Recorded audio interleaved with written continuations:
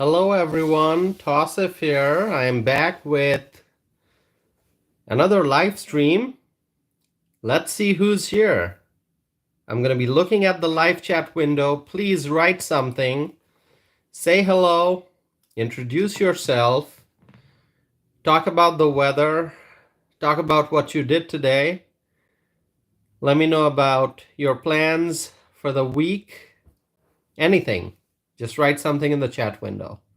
I have some very important things that I'm going to be discussing. I feel like I say that quite often.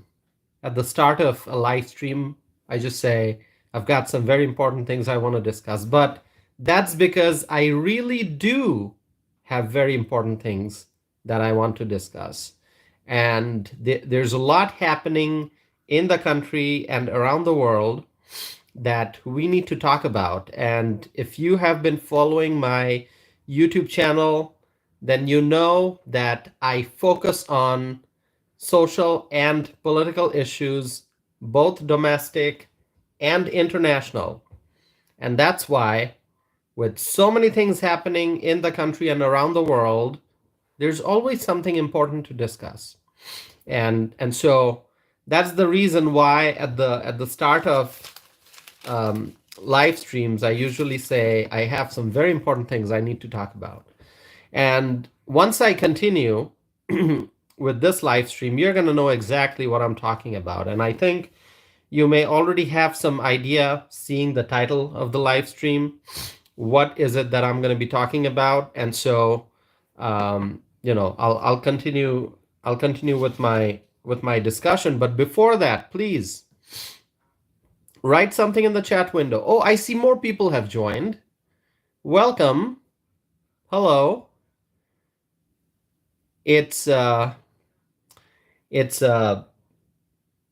been a busy Monday for you so far?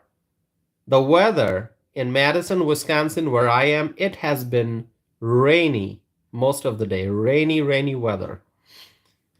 This is like April shower before Mayflower, okay? All right. My friends, we're past the 2 minutes and 30 seconds time mark. I'm going to get started with the discussion. If you have not written something in the chat window, please do so. And feel free to interrupt me. Ask me questions, ask comments, write comments, share your views in the chat window. All right, my friends. The problem of squatting is becoming widespread. It's a big problem. I've talked about it before, and I'm here to share some important information with you. But you know that the problem of squatting is becoming widespread, and as squatters take over people's homes, American homeowners are desperate for finding a solution to the issue of squatting. Now, let me tell you that every challenge presents an opportunity. So when you are facing a difficult situation, a challenging situation, you don't know what you're going to do, well, it's an opportunity to make some improvements, okay? And so this issue of squatting, because the problem has become so intense, and in many cities and states across the country, there are reports of squatters taking over people's properties. And so this problem has become so intense that it has resulted in policymakers taking some action. And today I'm going to be talking about what the lawmakers in Georgia are doing to fight the growing problem of squatting, okay? So let's look at the chat window. No one has said anything yet. Please, my friends, as you are joining, write something in the chat window. Participate in the discussion, because it's not just about me talking, it's also about you participating, asking questions, sharing your thoughts, your views, and highlighting pressing policy issues. So, what's happening in Georgia? In Georgia, the legislators have passed what's called the Georgia Squatter Reform Act. Georgia Squatter Reform Act. And now this legislation is waiting for the signature of Governor Brian Kemp. He's the governor of Georgia, great governor. So now this legislation is waiting for the governor's signature. This legislation, Georgia Squatter Reform Act, if it is signed into law, obviously you know that for a bill to become law, it has to be signed by the governor. So if this legislation becomes law, if Governor Kemp signs it into law, this would empower the property owners. Right now, in Georgia, if a squatter presents a lease, and the lease could be a real lease, it could be a fake lease. But if the squatter presents a lease, then the case gets sent to the court where it can take months or years to resolve. I mean, think about it. Think about a situation in which you've got a property owner, a homeowner, comes home, finds squatters, and the squatters present a lease. And at that point, it becomes a court case that can take months or years to resolve. I mean, imagine what the property owner would go through. If it's your home that a squatter has taken over and the squatter presented a lease, in this case, let's say it's a fake lease, for the homeowner to resolve that situation, it could take months or years. And obviously, whenever we're talking about a court case, whenever something's going to the court and you need to hire a lawyer, it's going to cost you money. It can cost you thousands and thousands and thousands of dollars to deal with the problem of squatting. And so the homeowners, many homeowners are feeling completely helpless, and they feel that the law is against them. The law is not on their side. They're not getting justice through the court system. And so that's why the legislators in Georgia took action. And they decided that they are going to, change the process. And so this Georgia Squatter Reform Act, this is now waiting for the signature of Governor Brian Kemp. And so, my friends, Terry, my friend Terry Dunlap is here. She's writing, it's snowing in South Dakota. Snowing in South Dakota, raining in Madison, Wisconsin. We're actually going to get some snow based on the forecast. I am not looking forward to seeing snow. I mean, come on. It's April. It's April. It's supposed to be beautiful, bright, and sunny. Maybe a little chilly at night. But during the day, it should be warm. I'm not talking about July. It doesn't have to be like 80 degrees, but it can be a little warmer than it is, right? It's April. Teresa Ross is here. Hi, Teresa. Welcome. Good to see you. Teresa writes that it's raining in Arizona, and then an image of a cloud and an umbrella. Oh, what can I say? It's raining in Arizona. It's raining in Madison, Wisconsin. It's snowing in South Dakota. Name a place in the United States where it is sunny right now. Well, now not sunny because it's nighttime, but we need some bright and sunny weather, some warm weather. If it gets a little chilly at night, that's okay. All right. Even in the spring, the evenings can be a little chilly, a little cold. Maybe you put a light jacket on, right? But during the day, it should be warm, bright, and sunny. Anyway, so Arizona, rain, Wisconsin, rain, South Dakota, snow. And tomorrow, as I said, it may snow here in Wisconsin. I'm going to let you know if it's going to snow or not, okay? So, my friends, this new legislation in Georgia. Oh, Maya Sisters is here. So before I continue, let me welcome Maya Sisters. Maya Sisters, thank you for being here. Maya Sisters writes, good evening, I'm multitasking. Planting herb seeds for my garden. Yes, rainy day in Wisconsin. So Maya sisters, do I remember correctly that you're from the Milwaukee area? Is that where you're tuning in from? I think you mentioned Milwaukee, right? Milwaukee might get some snow tomorrow, right? I think so.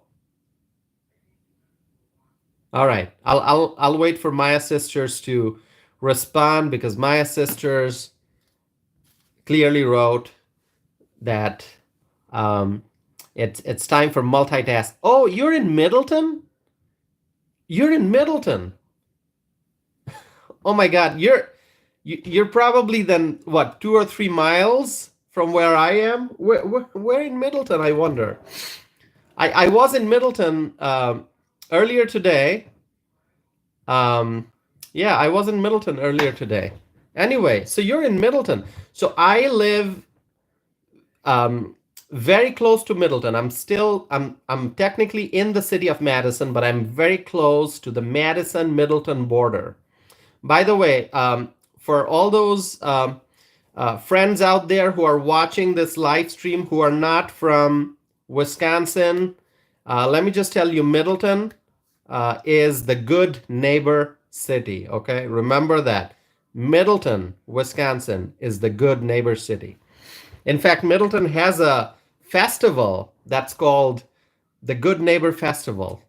I haven't been to that in a while, but I've it's been years since I've been to that. But it's a great festival that takes place in Middleton.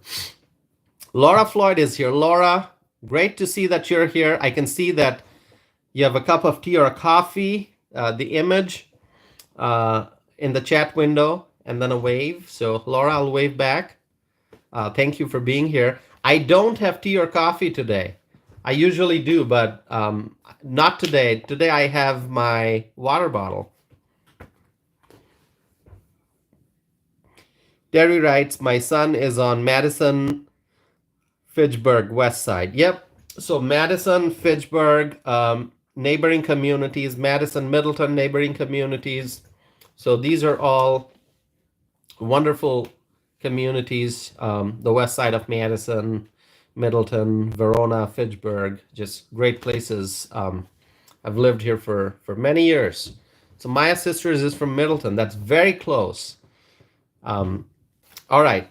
So as I was saying, my friends, this new legislation that the policymakers in Georgia, they approved, which is now waiting for Governor Brian Kemp's signature. This new legislation, if it is signed into law, it would change the process. So if a squatter presents a lease, so if a squatter is occupying someone's property, someone's home, and the squatter presents a lease, they have 3 days to present the lease to the court, according to this new legislation, which I'm guessing it'll be signed into law because it passed by tremendous support, and I'm hoping Governor Kemp would sign it into law. So if signed into law, this would change the process. So if signed into law, if a squatter presents a lease, and it could be a fake lease or a real lease, if a squatter presents a lease,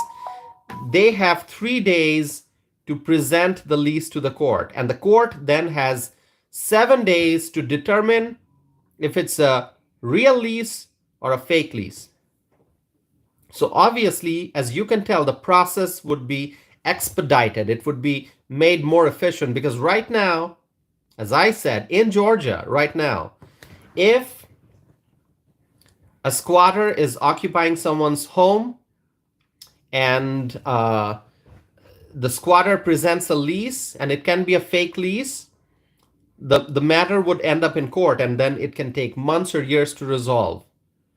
So this new law, which I'm hoping will be, this new legislation, which I'm hoping will become law, it would expedite that process because homeowners, if their home is being occupied by a squatter who's presenting a fake lease, the homeowner shouldn't have to suffer. There must be a quicker way to remedy this situation, to solve this problem. And so that's what this law would do. That's what this law would do. The squatter would have to present the lease to the court within 3 days, and then the court has 7 days to determine if it's a real lease or a fake lease. So this process would be expedited. And it's about, my friends, it's about the American dream of home ownership. If we don't have strong property rights, then how will people pursue prosperity? Squatters have become very organized.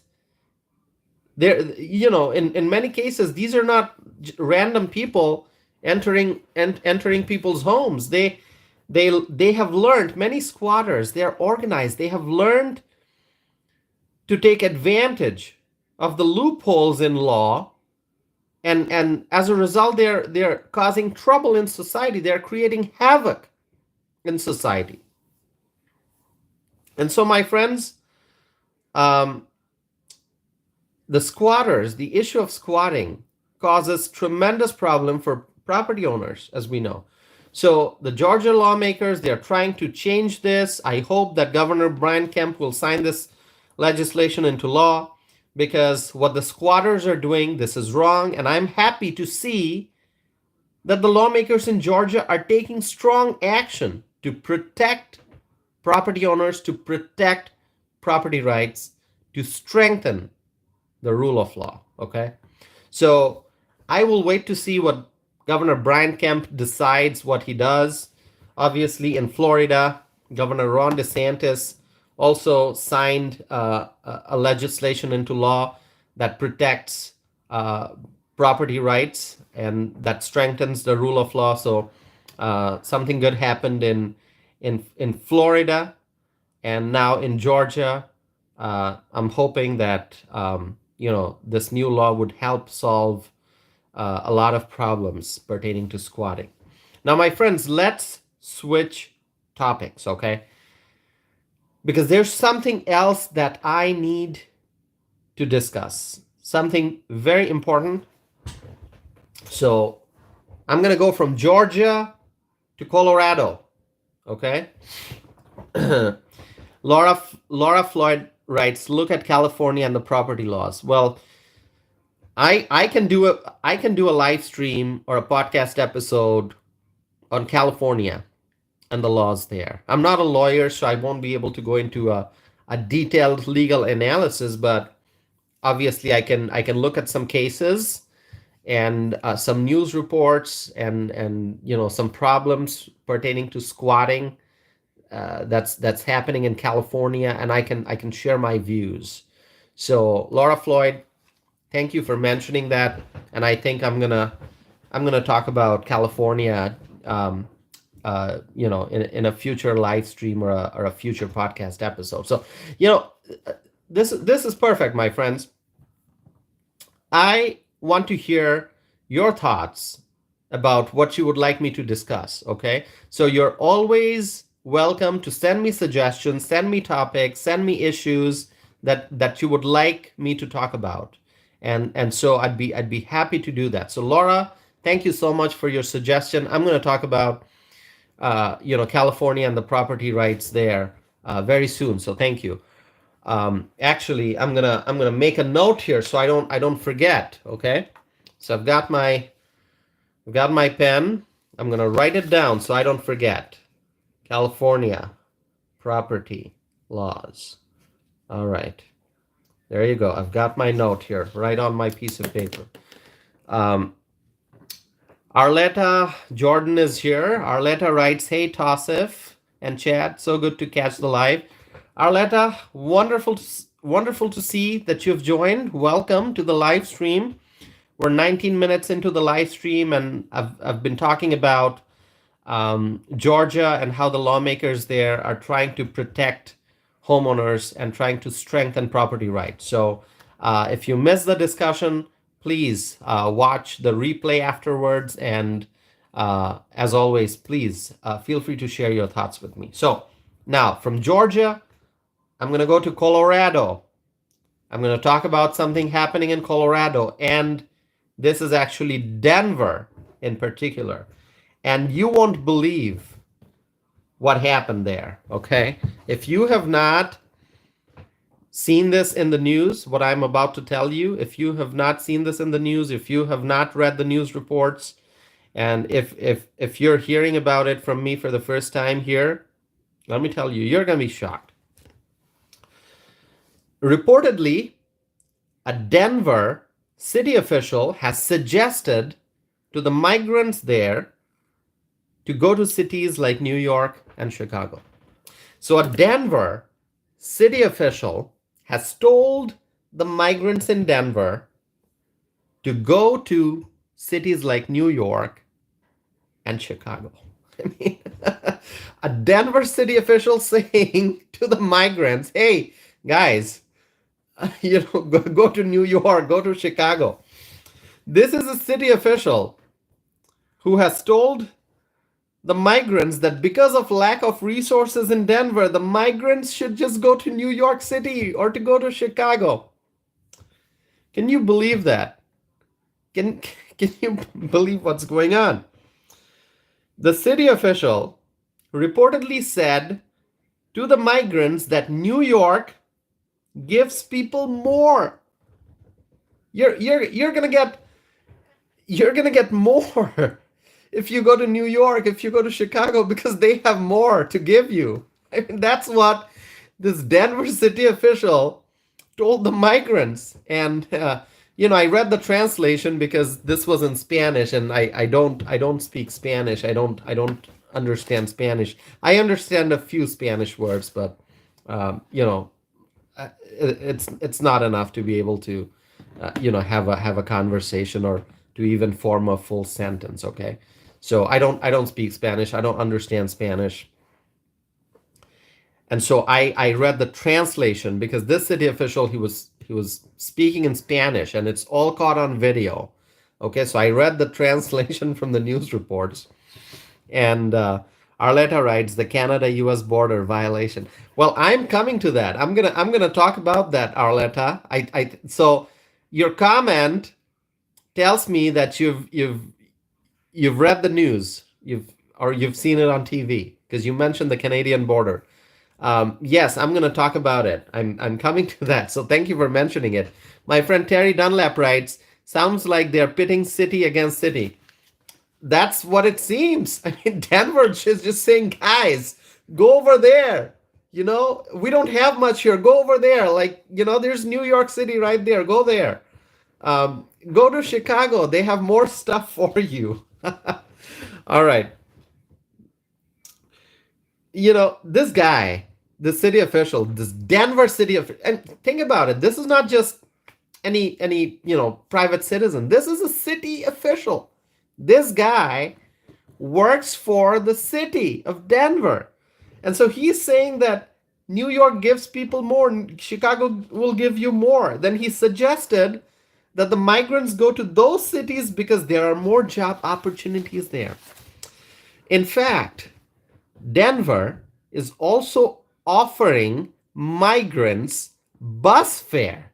Denver is also offering migrants bus fare if they want to go to other cities. So it's not just saying, hey guys, pack up and go to New York. Go find more opportunities. They have more resources. They're gonna give you more stuff. Go there. It's not just that. It's like, we're gonna help you get there. You need bus fare to go to some other place? We'll give you bus fare. That's the approach that the city of Denver is taking. So if the city of Denver, says that, what they're suggesting is that the city will use taxpayer dollars to pay for the bus service for the migrants if they choose to go to some other destination. That's really the approach. Denver doesn't want to deal with these migrants. And so they're saying, is there any other place you want to go to? Go to New York, go to Chicago. You need some suggestions? Go to New York, Chicago. Go to those places. Or any other place that you want to go to. And the city also reportedly suggested that Denver could even help migrants get to American cities near the Canadian border. Oh my God. OMG. As a lot of young folks like to say, OMG. They're not going to say, oh my God. Um, the younger people, they use these abbreviations, OMG. So that's what I'm going to say. OMG. Denver now wants to push the migrants towards the U.S. Canada border. I mean, what does that suggest? I mean, Denver said, "Oh, we're saying American cities near the U.S. Canada border," but why did the U.S. Canada border even why did it even get mentioned? I mean, is that going to cause some headache for Canada? I mean, Canada, the government of Canada would probably not like what the Denver officials have to say. I don't know. Anyway, this is getting crazy. As I've said before, when when I don't have words to describe the craziness, I just say it's crazy. I mean, Denver is like desperate. Denver is helpless. Denver is like begging the migrants, please go someplace else. We're going to pay for your bus ticket. Oh, I don't know what to say, my friends. Do you have any comments? Do you have any comments? Like my friend Terry said, sounds like they're pitting city against city. I mean, I just want to go and hold a microphone and ask Eric Adams, Mayor Eric Adams, what do you think of Denver's Denver city officials encouraging migrants to go to other places, including New York City? What do you have to say about that? If you could just hold, if you could just those reporter folks, they've got their microphone, they hold a microphone and they ask people for their comments during interviews. That's what somebody should do. Like, go to Mayor Eric Adams of New York and just say, Mayor Adams, what are your thoughts? Denver wants to send migrants to your city. What do you think about it? Ask the same to Brandon Johnson. Ask Brandon Johnson what he thinks about Denver's suggestion that the migrants should go to Chicago. All right. Terry writes, Chicago just busted theirs west. It's like they want to crisscross, like send migrants, crisscross them across the country, right? Denver will send their migrants to New York. New York will send their migrants to the western part of the state, and migrants are just gonna go crisscross across the country. I mean, this is absolutely crazy. Okay. JW is here. JW, so wonderful that you're here. Thank you for tuning in. And JW writes, where's their sanctuary city spirit? I don't know. Ask that question to the mayor of Denver. Where is your sanctuary city spirit? I don't know what the answer will be, JW, but that's an awesome question. All right. A logical question, a reasonable question. Let's see. Terry writes, Mexico City is nice this time of year. Absolutely. Mexico has much better climate in terms of, warmth. And that's why so many tourists, they go to Mexico, to enjoy the beaches, to enjoy the ocean and the warmth and the sunshine. What are the migrants doing in Denver and in New York where it gets cold and it snows? All right. Let's see. Arletta writes, I think that Washington, D.C. would be more appropriate for the illegals, all of the illegals. Well, Washington created this problem. The Biden administration sitting in Washington, making decisions, opening up the border, allowing the illegals to come in, and not letting Greg Abbott secure the southern border. I mean, the Biden administration sitting in Washington created all of this problem. All the problems that we face created by the far left politicians in Washington, D.C. All right, let's see. Um, Terry writes, California just raised their minimum wage to $20. Newsom is just asking for more labor. Wow. California, I mean, things that happen in California. Unbelievable. Unbelievable. All right. So let me give you some more information. There's a video clip on the internet. You can watch the video clip. And this individual, this Denver city official who I'm talking about, who spoke in Spanish, and he suggested that the migrants go to other places. This individual is Denver's newcomer communications liaison. All right, that's the title. Denver's newcomer communications liaison. And so if you have not seen the video, check it out. Go on the internet. It's an easy search. All you have to do is search for Denver migrant newcomer communications liaison, and I'm sure you'll get search results on the internet, and you can watch the video. All right.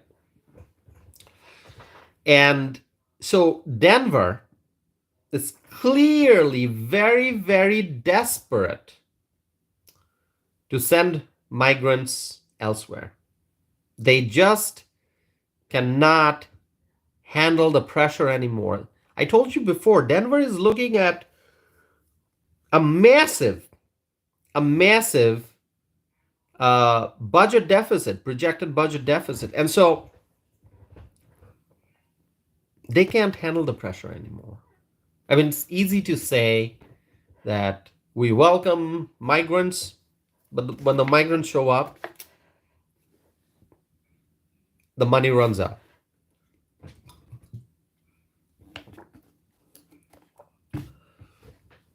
Best to stay hydrated, my friends.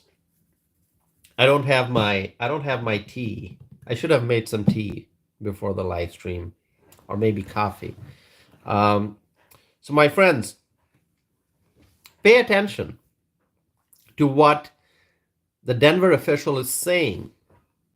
Okay, now I've laughed a lot. I've joked a lot. Let me just point out the serious thing here, okay?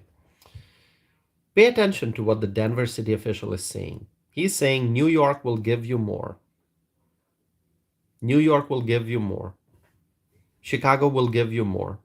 Go to those places where they can give you more. At the end of the day, it's all about resources. It's all about money and free housing and free food and free medical care. And so what Denver is saying is, hey, migrants, go to Chicago, go to New York, because they'll give you more.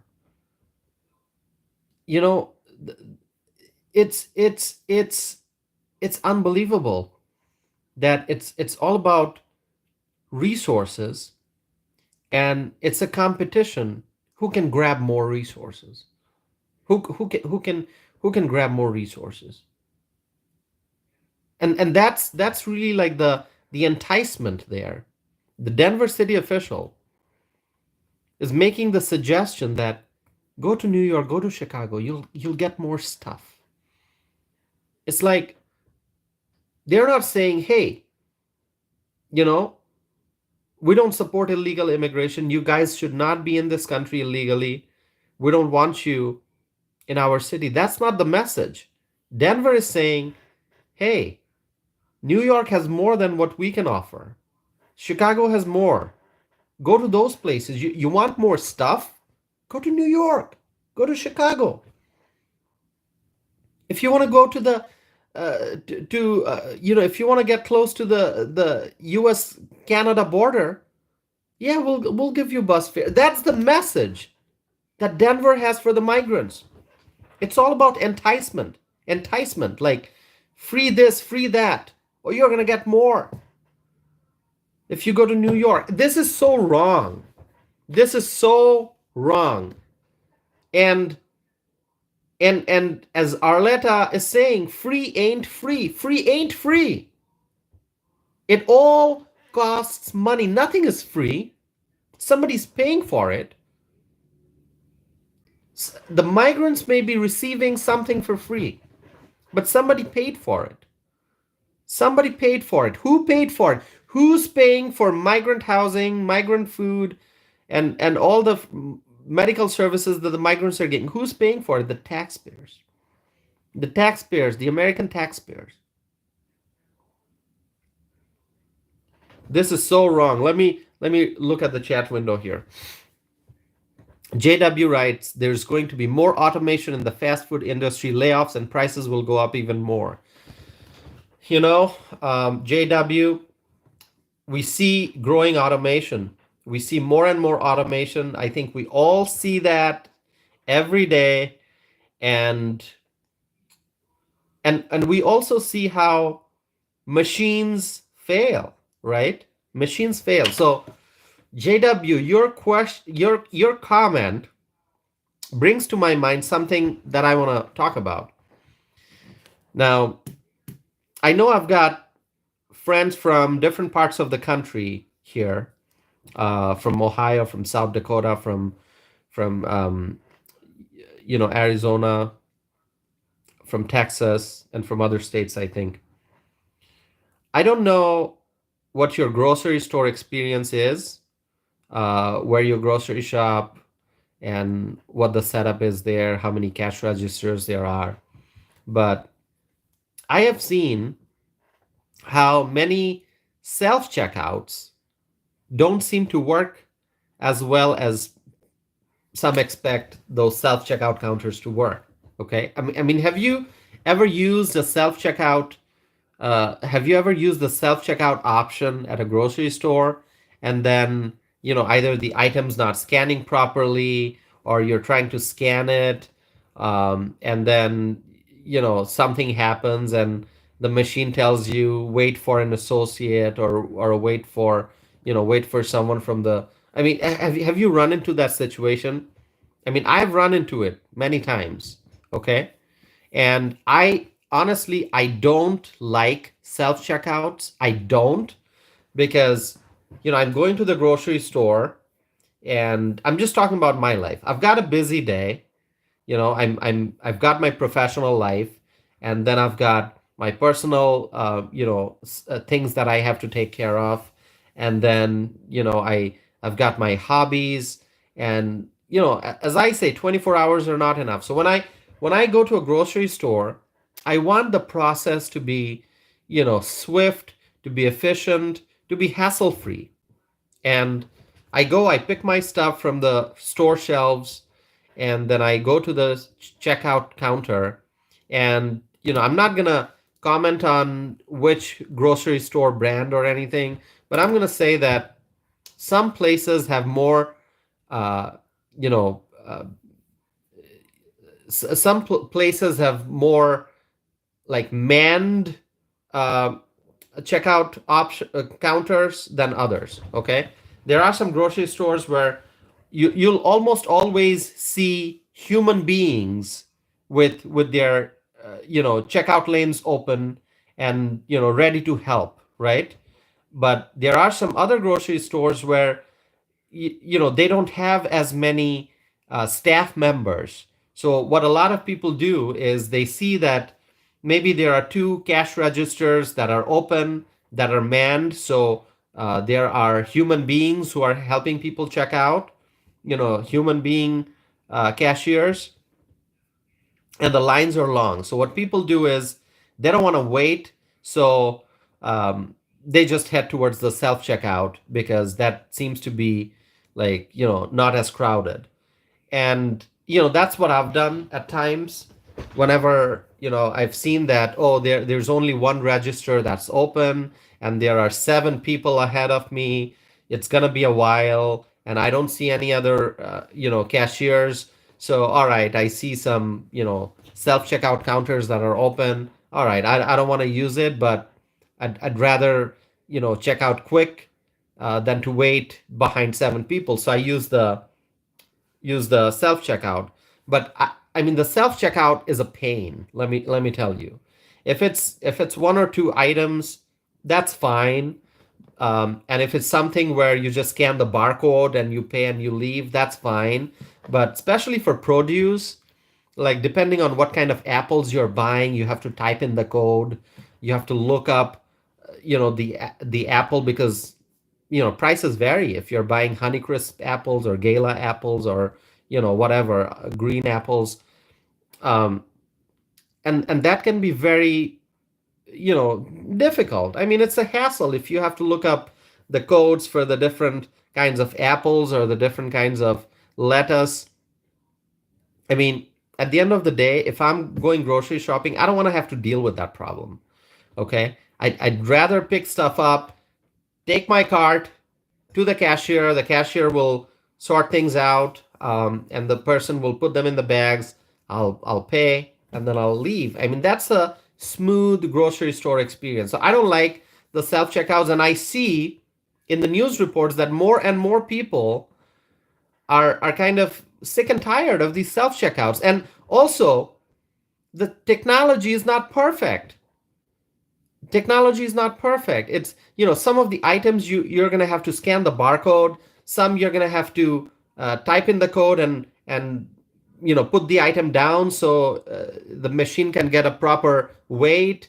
And it just becomes a hassle. And sometimes I've seen that you try to put cash into the machine, and the bill gets rolled up, and somebody has to come and open the machine and untangle the dollar bill that's like stuck in there.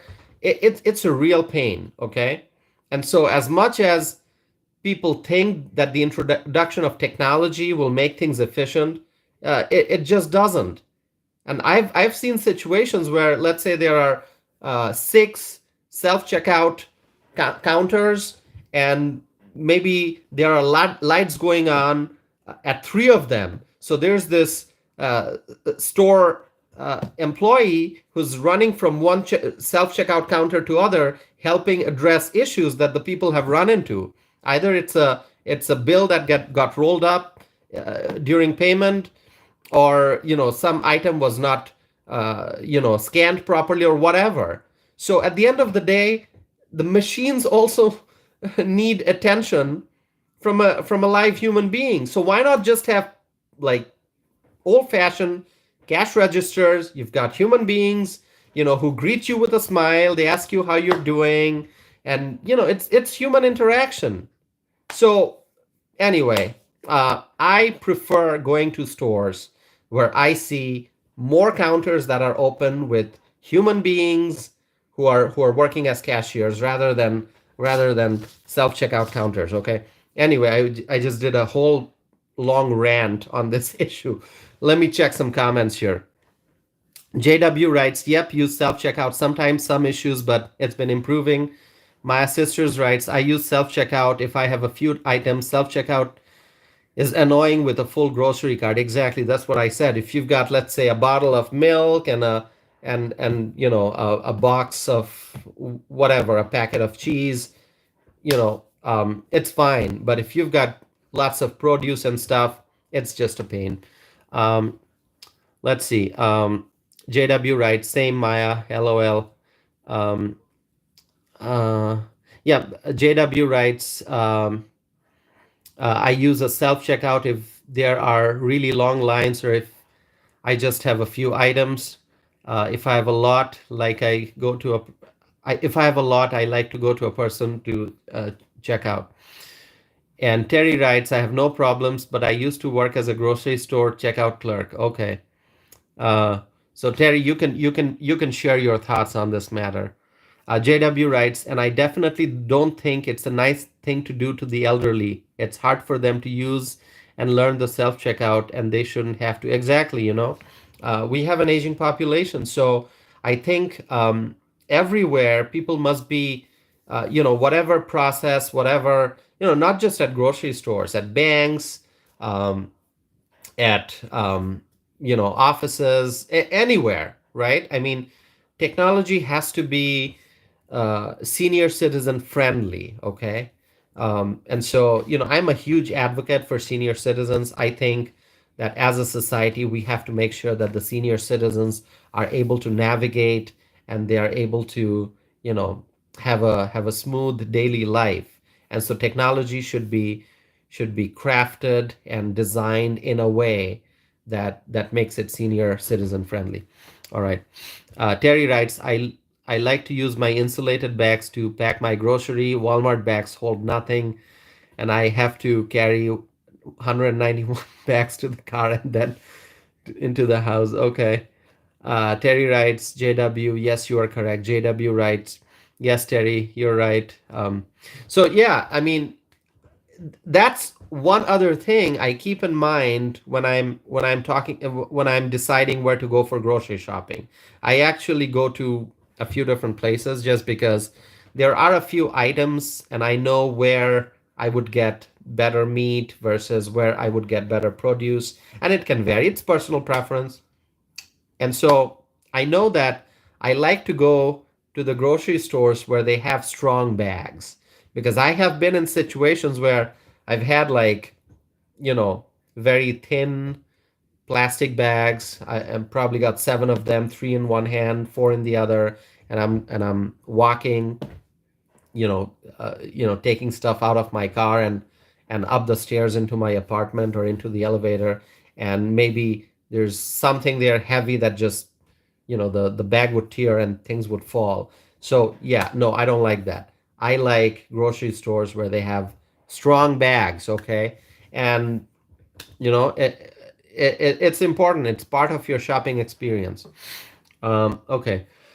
JW writes, I need to remember to bring big reusable bags more often. Yeah, reusable bags are good, but I forget to take reusable bags. I have reusable bags, but I don't usually remember to take them to the grocery store. And sometimes, my life is such that I may be out having business meetings, and then at the end of the day in the evening, I'm returning home, and maybe I suddenly remember, oh, I ran out of milk, or oh, I need to get some lettuce. Oh, I need to get some cheese, or I'm gonna make a dish tomorrow. I need to buy some chicken.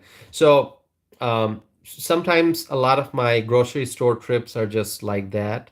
It's not like I'm doing a whole week's of grocery at any given point in time. I buy things as I go, and based on what I feel like cooking, and so a lot of my grocery trips are not like planned trips. I do make those planned trips where I know, okay, it's Saturday. I'm gonna buy a whole bunch of stuff. I've got a long list, but often it's like I'm coming home from work and, oh, I need milk. So let me just make a trip and stop and get a gallon of milk. So yeah, making sure that I have reusable bags. I don't usually remember doing that. So I rely on the bags from the grocery stores, and that's why I like stores with strong bags, strong plastic. And okay, that also reminds me, all those folks who want to ban plastics, the climate change activists, they are waging war against plastics. They don't like plastics. Trust me, plastics are important, okay? We need plastics. Anyway, my friends, as I was saying, that the Denver city official, that guy, is trying to push the migrants towards other cities like New York and Chicago. Why? Because those cities can offer more. So at the end of the day, it's about the resources, and the migrants are enticed by resources. Where are they going to get free housing? Where are they going to get free food? Where are they going to get free shelter, free medical care? So it's about the resources. And let me tell you, I'm going to share with you one other important piece of information. And this is going to shock you, okay? This is going to absolutely shock you.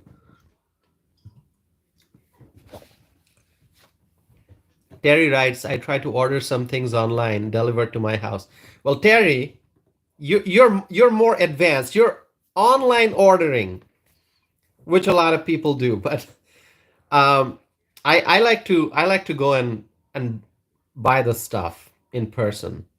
Really for anything, for groceries, for clothes, for shoes, anything.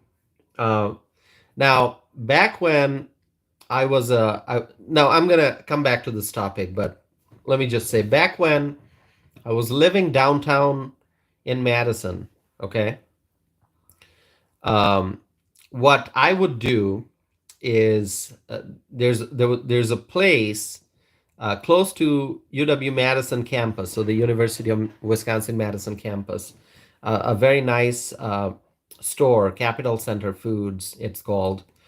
I don't know if they changed the name. It's Capital Center Foods. So what I would do, and I don't know if they have the same um, system now, but what I would do is go to the store, order the stuff that I need, and I'm talking about the year 2008. Okay, so long time ago, 2008, uh, as an undergraduate student. So I would go to the store, I would order stuff, and I think at that time there was a some kind of a threshold. Like if you ordered uh, stuff worth over a certain dollar threshold, you could get it delivered.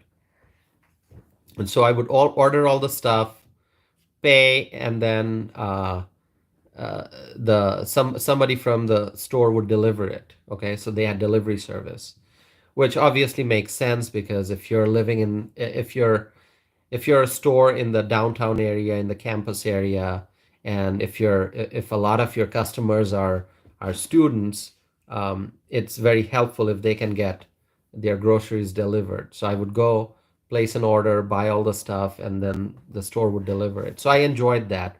Uh, Online shopping, yeah, I'll do it if it's necessary.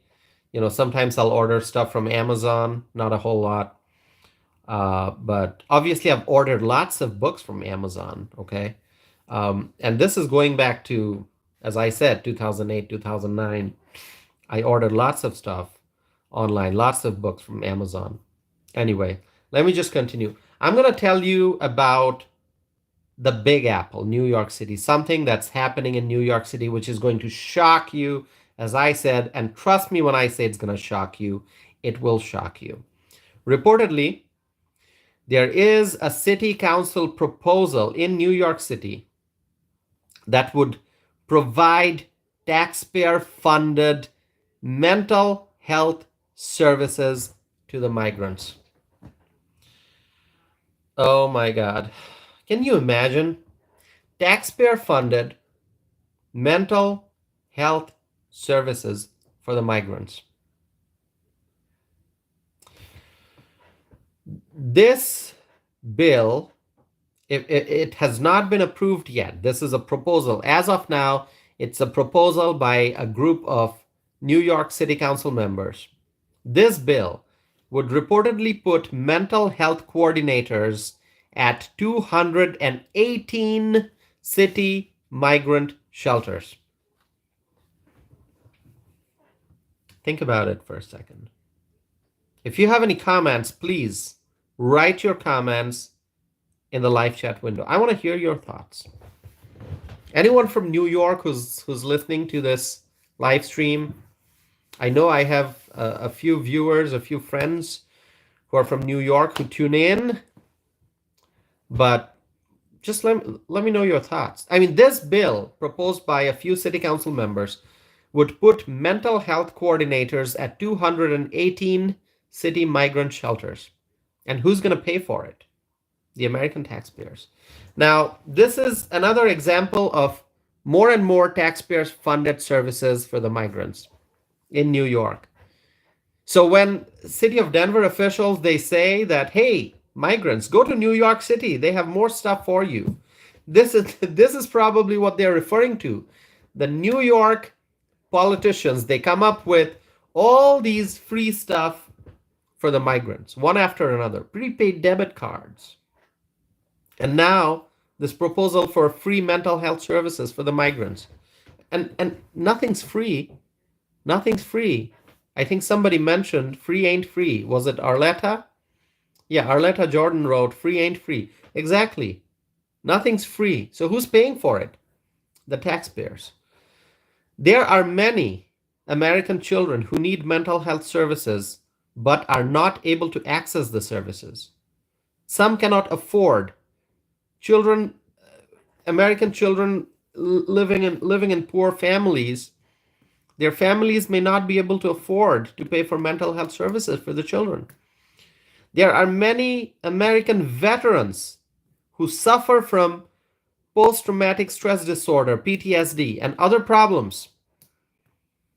Those veterans, the people who served the country, the veterans, they need mental health services, but there are veterans who are not getting the services that they need. Many senior citizens suffer from mental health problems.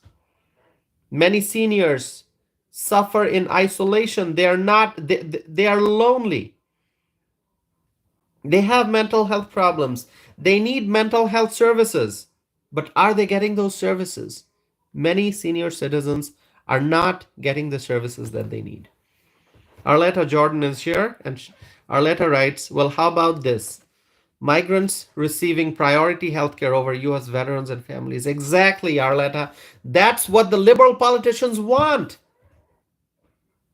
That's what the liberals want, the far left.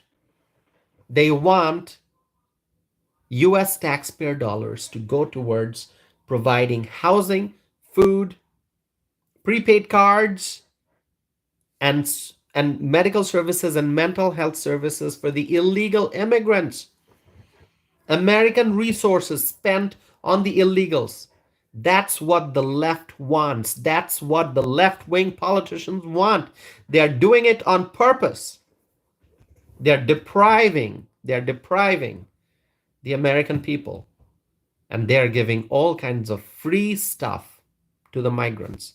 The list just keeps getting longer. The left is destroying our economy. They're destroying our economy. They're taking away our money to spend those massive sums of money on the migrants. Let me look at the chat window here. Maya Sisters writes, somewhat conflicted about the proposal. Crime is rising because of the migrants. Want safe neighborhoods. Terry writes, I need mental health care because of too many illegal immigrants. Terry, I understand what you're saying. I understand what you're saying. A lot of people are facing stress. Americans are stressed. Americans are worried. They're nervous. They're anxious. They are stressed because they see that in their communities, the migrants are pouring in. Many New Yorkers are suffering. I'm sure many New Yorkers are dealing with tremendous amounts of stress. They are stressed. Why? Because they see that their tax dollars are being spent on the migrants. And so New Yorkers are stressed. Many Americans are worried. They're nervous. Every time I go grocery shopping and I see the price tags, I get anxious. I get worried about the economy.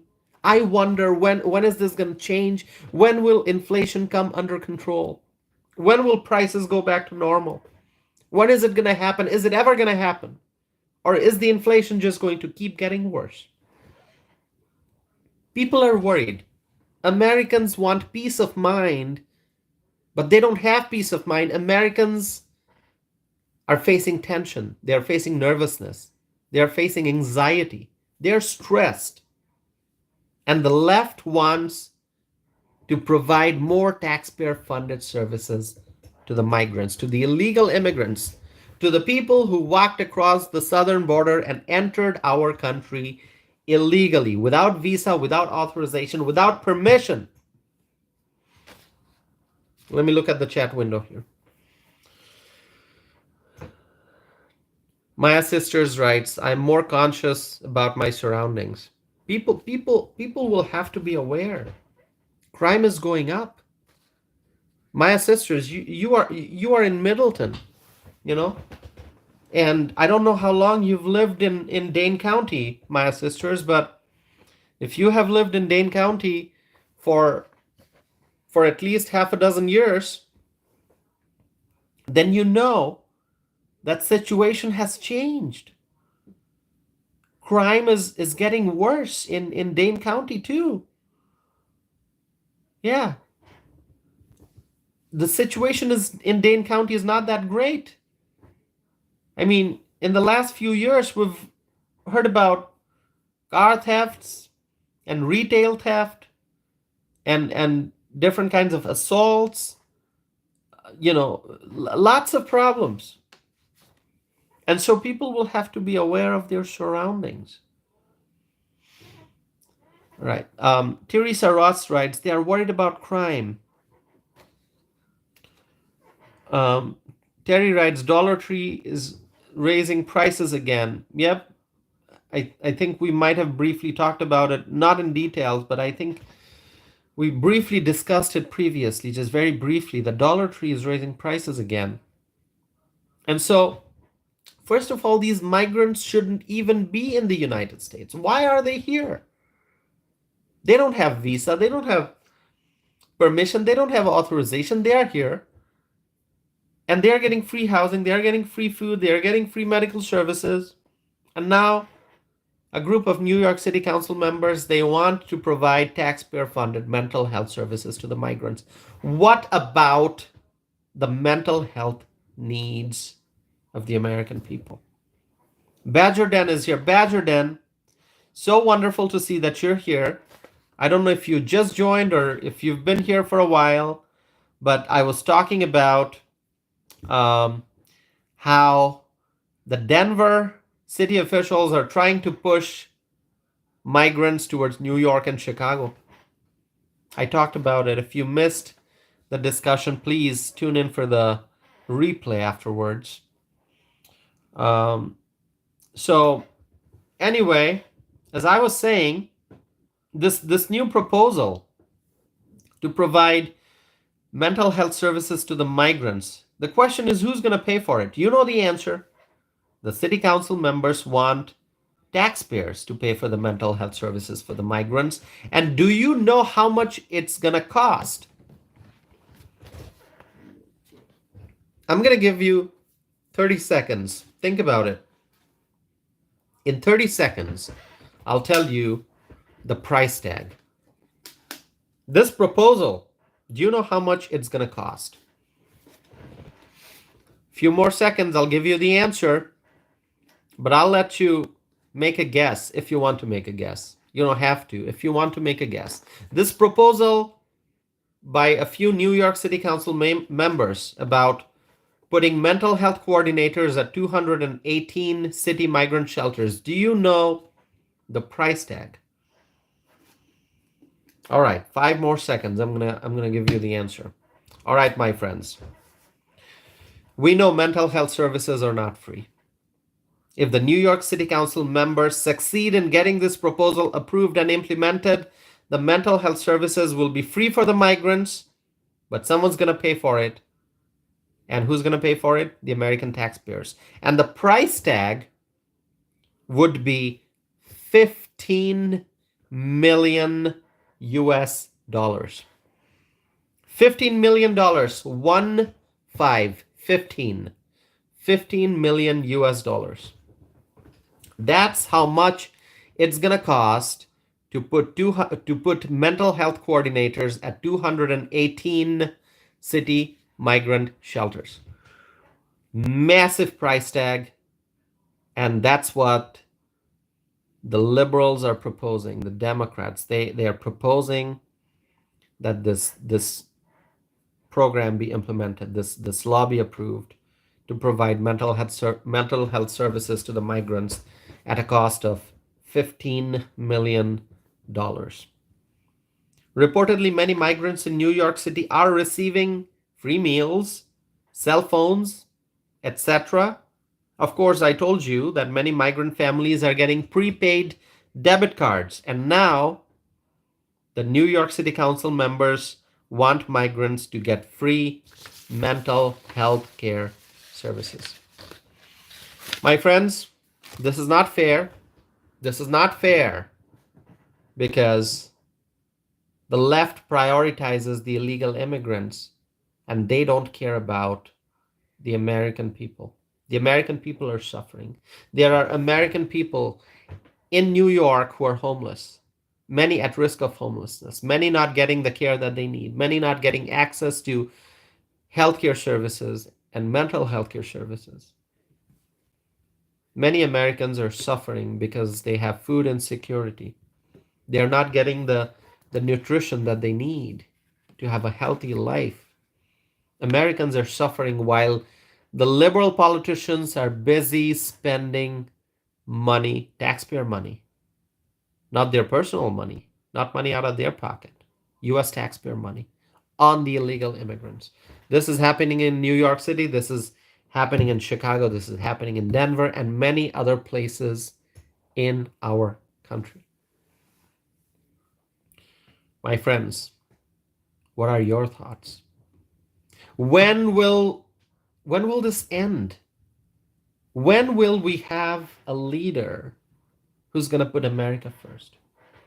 And I'm not just talking about the leader in the White House. Of course, we want Donald Trump to win the presidency. We want Donald Trump to be back in the White House and to be the commander-in-chief of the United States. But I'm talking about leaders in cities and villages and towns. We need conservative mayors. We need conservative city council members. We need freedom-loving Americans to be leaders in communities across the country. New York City needs conservative leaders. Chicago needs conservative leaders. Denver needs conservative leaders. Let me look at the chat window here. Maya Sisters writes, I agree. Funding mental health services for migrants instead of citizens is unfair. Yeah. You know what the left is doing? It's unfair. It's unfair. We have to have a system that's fair, that's just. But the left has a system that's unfair, my friends. Very unfair. I want to talk about an event that's coming up. So, my friends, I know that some of you receive my e-newsletter. Now, I used to call it the weekly e-newsletter, but as I said, my life has become so busy that I'm not able to send out an e-newsletter every week. So it's usually once every 15 days or so. And so I sent out an e-newsletter earlier today, and I made an announcement there. So let me actually just look it up here real quick. There's an event coming up that some of you may be interested in. And this is an event that's going to be taking place in Dane County, so in Wisconsin, where I live. So those who are out of state, unless you want to travel to Wisconsin, you're probably going to miss the event. But let me just tell you what the event is about and why I'm highlighting it. So in Wisconsin, the Republican Party the Republican Party is very energized for the upcoming election, right? November 2024. And so different county parties, so the Republican Party has different chapters in different counties. So those chapters, those county parties, they are having their caucuses and different events. I think in the summer, many county parties will have picnics and also Lincoln Day dinners. And then it's the county party level, right? But then above that, there's another level, which is the congressional district level. So in Wisconsin, there are 8 congressional districts. The congressional district that I live in is the 2nd congressional district. And so the 2nd congressional district of the Republican Party is going to be having its annual caucus. And this is an event that's going to be held this month. So it's on Saturday, April 13th, and it starts at 10 a.m., 10 in the morning. And the location is Cross Plains. So Cross Plains is just a couple miles from where I live. It's on the west side of Dane County.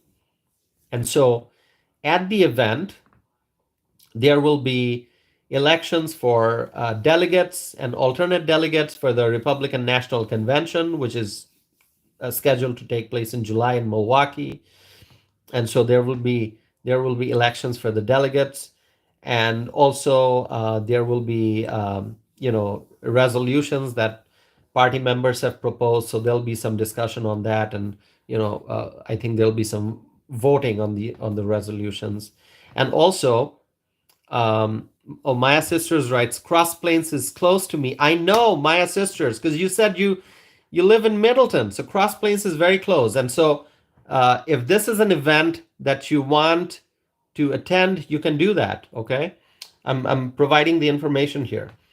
And so there will be some elected officials who have been invited to speak, state senators, state representatives, whose districts are part of the second congressional district, because this is the second congressional district, but the state legislators, they have their assembly district and the state senate district. So based on the maps, if their districts overlap with the second congressional district, some of those state legislators may also attend and speak.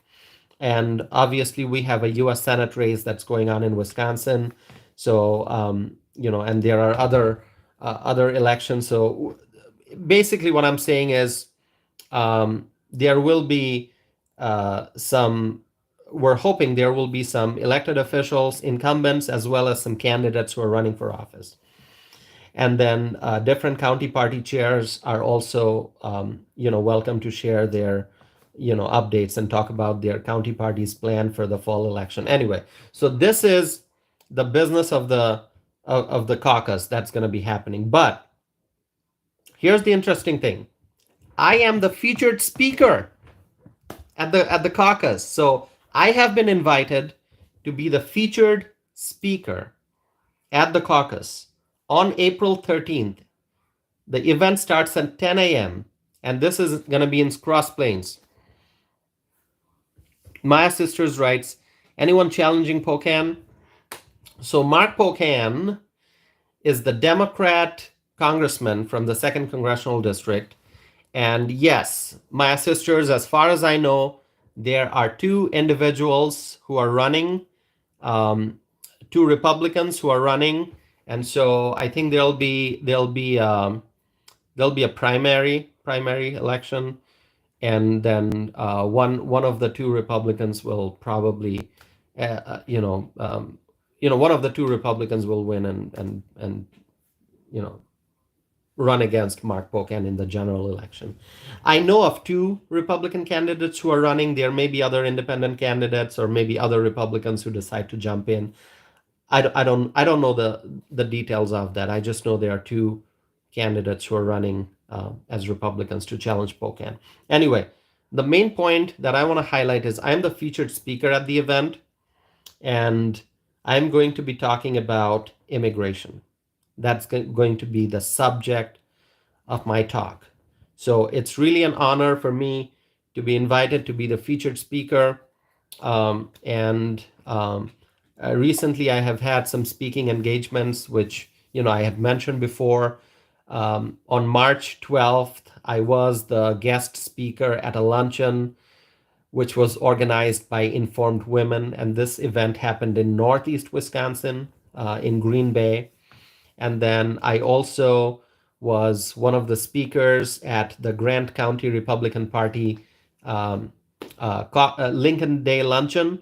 So that was, I think it was on March 9th, if I'm not mistaken. So that was March 9th in Grant County. And then on March 12th, I was up in Green Bay in Northeast Wisconsin, speaking for 1 hour, 15 minutes approximately, talking about immigration and my journey as an immigrant. And so this event that's coming up on April 13th at 10 a.m. in Cross Plains, the event will be held at a dining establishment, at a bar. If you want more information, let me know. Um, and so I'm going to be talking about immigration. So I'm looking forward to this. And so, anyone who wants to see me in person, talk about immigration, you can attend this event. All right.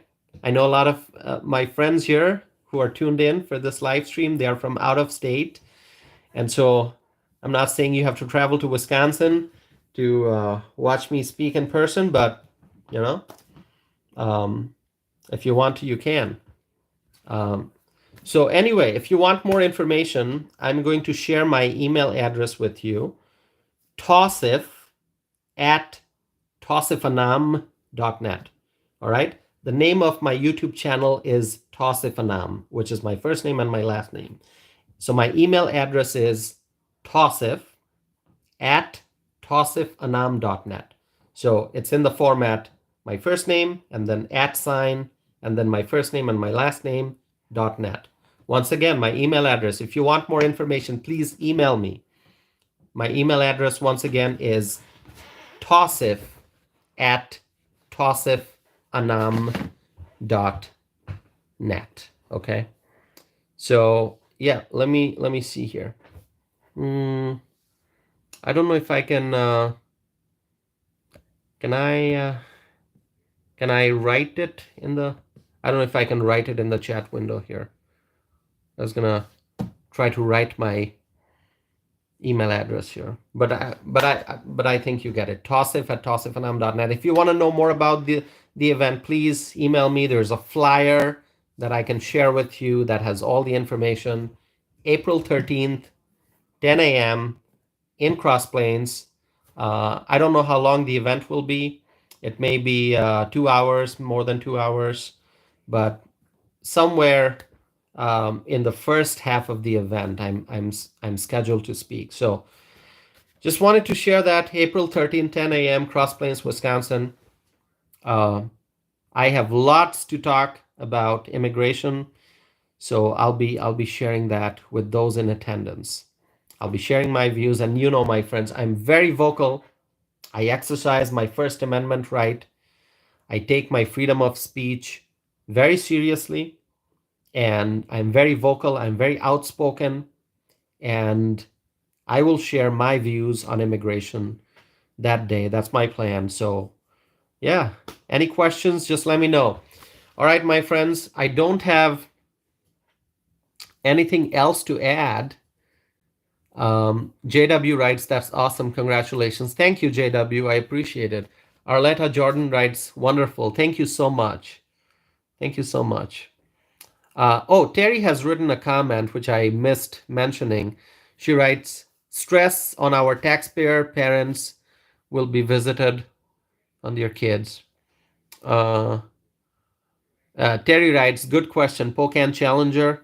So yeah, I know there are two individuals who are running for the second, who are running as Republicans for the second congressional district. And I don't know if more people will jump in. I don't know. And so, I think that would be a good event to find out if, who's really running. And I don't know if there'll be other independent candidates. I mean, Mark Pocan has been in the seat for many years, and the second congressional district is primarily a blue district, a very heavily Democrat district.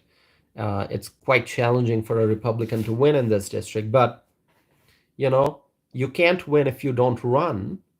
And so it's nice to see that Republicans are running even in these very challenging districts. So anyway, that caucus, the second congressional district caucus of the Republican Party, that'll be a nice event, a nice opportunity to hear from the different candidates running for different offices, state assembly, state senate, Congress, and other offices. So anyway, my friends, that's all I have for tonight.